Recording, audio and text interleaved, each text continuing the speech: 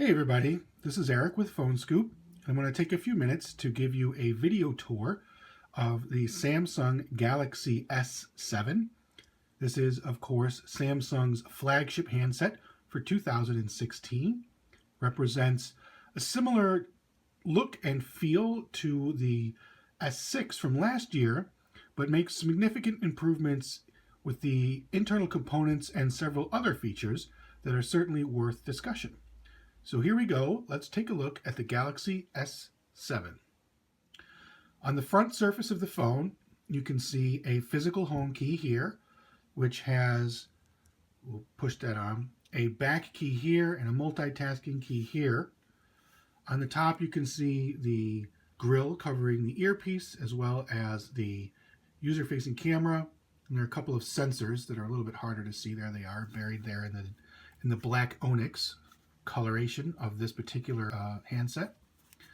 The back of the phone has some painted on branding as well as the camera module, flash, and heart rate sensor. The phone is, of course, nice and slim. It has a very attractive profile. On the bottom, we have a 3.5mm headset jack for standard headphones, a micro USB port, and a speaker for the speakerphone. The micro USB port was a surprise to some. Many had hoped that Samsung would move on and choose USB Type-C, but Samsung tells us it's stuck with micro USB so that the Galaxy S7 can remain compatible with its Gear VR headset. The buttons on this device work great. These separate volume keys are easy to find and use, and the travel and feedback is quite nice. Same is true for the screen lock button over here, which also doubles as a power button. The phone does not have a dedicated camera key. On the top, you'll see a tray here.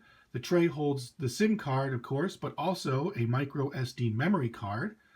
Memory card support was one feature sorely lacking on last year's Galaxy S6, and Samsung saw fit to return that feature to the S7. The tray, this particular tray, you can pop with a tool and it comes out. The SIM card part of the tray is at the bottom, and then the micro SD sits in slot on the top. It's a pretty long tray, and it takes a little bit of work to slide it in accurately with the SIM card and memory card intact. One of the Galaxy S7's more notable features is the fact that it is water resistant / waterproof. As you can see here, we have the phone dunked in some water, and it is quite clearly still working. So that's a bonus.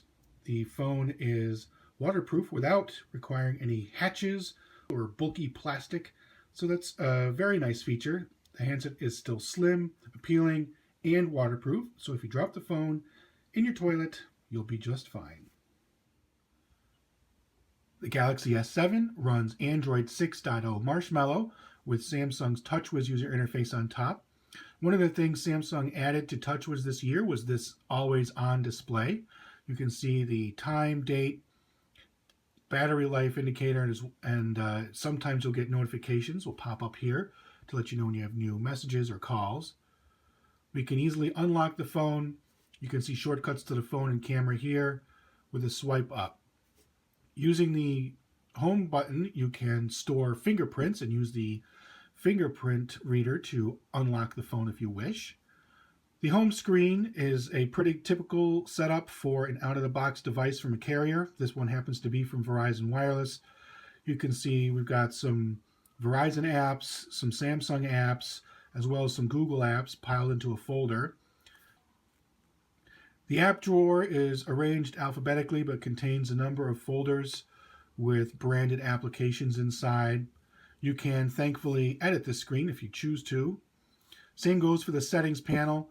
You can add your own selection of up to 9 buttons here at the top that show up at the top of the settings screen, and of course all the rest are available as you page down here. The notification tray works pretty much the same as you'd expect. You are allowed to customize the appearance and choose where these particular toggles wind up in this grid. I happen to like the way it is set up here out of the box. Like other Galaxy phones, the S7 is able to multitask or run two apps at the same time, each in its own window. A long press of the multitasking key will automatically put the current window into its own small box, and then we can select one of these other apps to fill the bottom part of the screen. So there we now have Maps and the browser running at the same time, and you can adjust the size of these as well as drag content from one window to the other. So that's a very helpful feature that we like to see on the Galaxy S7. The Galaxy S7 has a very powerful camera application. In addition to a robust auto mode, which includes plenty of shooting features, you can select from a more expanded set of shooting tools. Pro mode lets you take more control of the application, such as setting shutter speed or white balance or exposure. Selective focus is kind of like a bokeh effect. Panorama is self-explanatory. Live broadcast directs video straight to YouTube.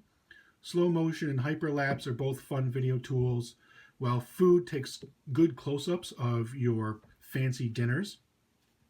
So these are all nice tools to have, and you can download more if you wish from Samsung's site. Camera is very fast at focusing, and I do like how flexible the software is. You can add controls and get rid of controls at whim, and it takes pictures very, very quickly. So there's a quick look at the Samsung Galaxy S7. This phone is being sold by AT&T, Sprint, T-Mobile, Verizon Wireless, and US Cellular.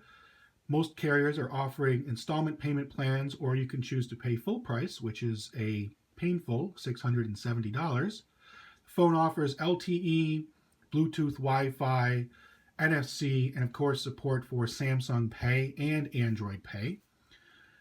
With Android 6.0 Marshmallow on board, you also get features such as Now on Tap and Doze to help expand battery life. And Samsung's TouchWiz user interface enhancements are palatable this year, though some of the carrier-branded software is a little over-aggressive. But if you're looking for a fine piece of hardware that takes great pictures, performs really fast, and has good battery life, Samsung Galaxy S7 is a very good choice.